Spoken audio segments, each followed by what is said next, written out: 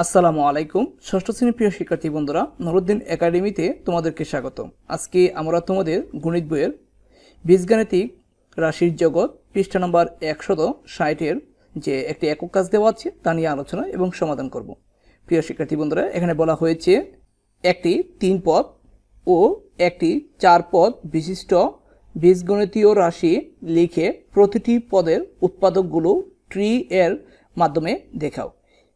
অর্থাৎ একটি 3 পদ ও একটি 4 পদ বিশিষ্ট বীজগাণিতিক রাশি লিখে প্রতিটি পদের উৎপাদকগুলো ট্রি এর মাধ্যমে দেখানোর জন্য বলা হয়েছে। এই কাজটি আমরা অন্য একটি পেজে করে দেখাচ্ছি। প্রিয় শিক্ষার্থী বন্ধুরা, আমরা এখানে একটি 3 পদ বিশিষ্ট রাশি লিখে নিয়েছি। প্রথমে আমরা এই 3 পদ বিশিষ্ট রাশিগুলো পদগুলো আলাদা করব, তারপরে প্রত্যেক পদ থেকে আমরা উৎপাদকগুলো আলাদা করব। প্রথমে এখানে আমরা পদ লিখে নিব, আর এটাকে আমরা বক্সের ভিতরে ঢুকিয়ে নিব। তারপরে প্রত্যেকটি পদ আমরা আলাদা করব। এখানে প্রথম পদ হচ্ছে 3x, আমরা 3x লিখব। লিখে এটাকেও আমরা একটি বক্সের ভিতরে ঢুকাবো। তারপরে আমরা লিখব 6y মাইনাস 6y হবে মাইনাস 6y, একটি পদ, এটাকেও আমরা বক্সের ভিতরে ঢুকাবো। তারপরে একটি পদ হচ্ছে 8b, আমরা 8b কে লিখব, এটাকেও আমরা বক্সের ভিতরে ঢোকাবো। এখন প্রিয় শিক্ষার্থী বন্ধুরা, এখানে আমরা উৎপাদক লিখব।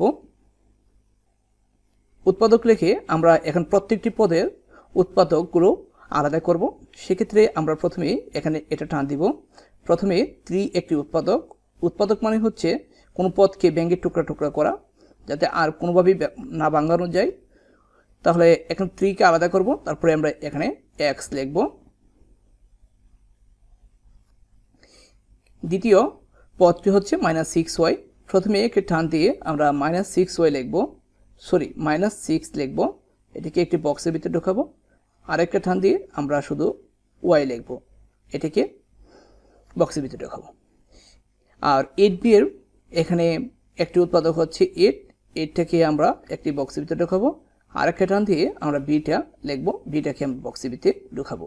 তাহলে প্রিয় শিক্ষার্থী বন্ধুরা, 3 পদ বিশিষ্ট রাশির আমরা প্রথমে পদগুলো চিহ্নিত করলাম, তারপরে উৎপাদকগুলো চিহ্নিত করলাম। এখন তারপরে বলা হয়েছে যে একটি 4 পদ বিশিষ্ট বীজগণিতের রাশি লিখে প্রতিটি পদের এবং উৎপাদকগুলো ট্রি এর মাধ্যমে দেখাও। আমরা সেটি তোমাদেরকে নিচে দেখাচ্ছি।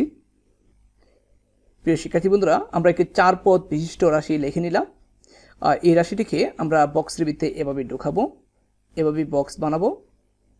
তারপরে আমরা এখানে পদ লিখব।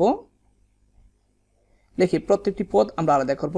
2a একটি পদ, আমরা এখানে 2a লিখব, এটা বক্সের ভিতরে ঢোকাবো। প্লাসটা যদি তুলে দিই তাহলে একটি পদ হবে, এই টানটা এই মধ্যে বরাবর দিব, ঠিক আছে। তারপরে আমরা 4b একটি পদ, আমরা এইভাবে টান দিয়ে এখানে 4b লিখব। লিখে এটাকে বক্সের ভিতরে ঢোকাবো।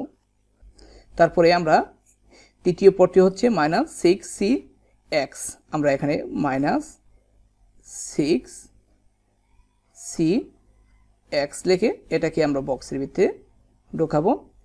আর তারপরে চতুর্থ নম্বর পদটি হচ্ছে 9d, আমরা এখানে 9dটা বসাচ্ছি। তৃতীয় পদটি হচ্ছে 9d, এখানে 9d বসিয়ে এটাকে বক্সের ভিতরে ঢোকাবো। তারপরে এখানে আমরা উৎপাদক লিখব, বাংলাতে উৎপাদকটা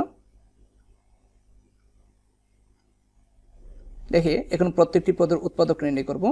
তাহলে এখানে উৎপাদক 2 এর মধ্যে উৎপাদক হচ্ছে 2, একে বক্সের ভিতরে ঢোকাবো। আর একটা টান দিয়ে a লিখব, এটাও বক্সের ভিতরে ঢোকাবো। 4b এর মধ্যে একটি উৎপাদক হচ্ছে 4, আর একটি উৎপাদক হচ্ছে b, এটাকেও আমরা এবার বক্সের ভিতরে ঢোকাবো। মাইনাস 6cx এর মধ্যে একটি উৎপাদক হচ্ছে মাইনাস 6, এটিকে আমরা বক্সের ভিতরে ঢোকাবো। আরেকটি উৎপাদক হচ্ছে c, আমরা cটাকে বক্সের ভিতরে ঢোকাবো। আরেকটি উৎপাদক হচ্ছে x, xটাকেও আমরা বক্সের ভিতরে ঢোকাবো।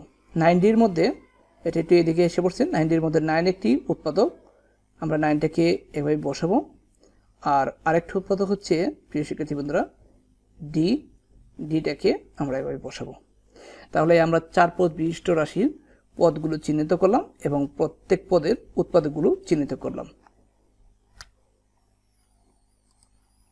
তারপর প্রিয় শিক্ষার্থী বন্ধুরা, এখানে বলা হয়েছে বীজগণিতীয় রাশির কোনো পদের সাথে যখন কোনো সংখ্যা গুণক হিসেবে যুক্ত থাকে না, অর্থাৎ কোনো পদের সাথে যখন কোনো সংখ্যা গুণক হিসেবে যুক্ত থাকে না, তখন ওই রাশি বা পদের সহগ 1 ধরা হয়। কারণ 1x কে লেখা হয় শুধুমাত্র x লেখা হয়, আবার -1x কে লেখা হয় শুধুমাত্র -xy। ঠিক আছে, যেরকম আমরা যদি এখানে m লিখি তাহলে m এর সাংখ্যিক সহগ বলতে সংখ্যা সহগ হচ্ছে 1 ধরে নিতে হবে। আবার যদি আমরা -m লিখি তাহলে এটার -m এর সহগ হবে -1, সাংখ্যিক সহগ হচ্ছে -1। এই কথাটি এখানে বলা হয়েছে। তাহলে প্রিয় শিক্ষার্থী বন্ধুরা, x এবং -xy এর সহগ যথাক্রমে x এর সহগ হচ্ছে 1 হবে আর -xy এর সহগ হবে -1। ঠিক আছে, সাংখ্যিক সহগ হবে -1।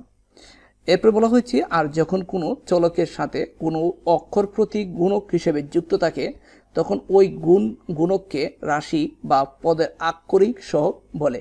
অর্থাৎ এখানে বলা হয়েছে কোনো চলকের সাথে কোনো অক্ষর প্রতীক গুণক হিসেবে যুক্ত থাকে তখন ওই গুণক বা গুণককে রাশি বা পদের আক্ষরিক সহগ বলে। যেমন মনে করো এখানে 10 ABC একটি একপদীয় রাশি। এখানে 10 হলো ABC এর সাংখ্যিক সহগ, ABC এর সাংখ্যিক সহগ। একই রকমভাবে A হলো 10 BC এর আক্ষরিক সহগ এবং B হলো 10 AC এর আক্ষরিক সহগ, C হলো 10 AB এর আক্ষরিক সহগ। তারপরে শিক্ষার্থী বন্ধুরা বলা হয়েছে তাহলে একটি বীজগাণিতিক রাশিকে ভেঙে করলে কি কি পাওয়া যায় তা এক নজরে দেখে নেই। এইখানে একটি বীজগণিতের রাশি হচ্ছে 7x + 3। এটি কি ভাঙ্গ হয়েছে, অর্থাৎ 7x এ একটি পদ এবং 3ও একটি পদ। সেক্ষেত্রে 7 হচ্ছে সহগ আর xটি হচ্ছে চলক আর 3 হচ্ছে ধ্রুবক। অর্থাৎ কোনো সংখ্যার সাথে যদি চলক যুক্ত না থাকে তখন সেটাকে ধ্রুবক বলা হয়। আর পুরোটাই হচ্ছে একটি বীজগাণিতিক রাশি। আর 7x হচ্ছে একটি পদ, 3 হচ্ছে একটি পদ, মোট হচ্ছে 2টি পদ। প্রিয় শিক্ষার্থী বন্ধুরা, পরবর্তী ভিডিওতে আমরা 161 পৃষ্ঠা নিয়ে আলোচনা করব। আসসালামু আলাইকুম।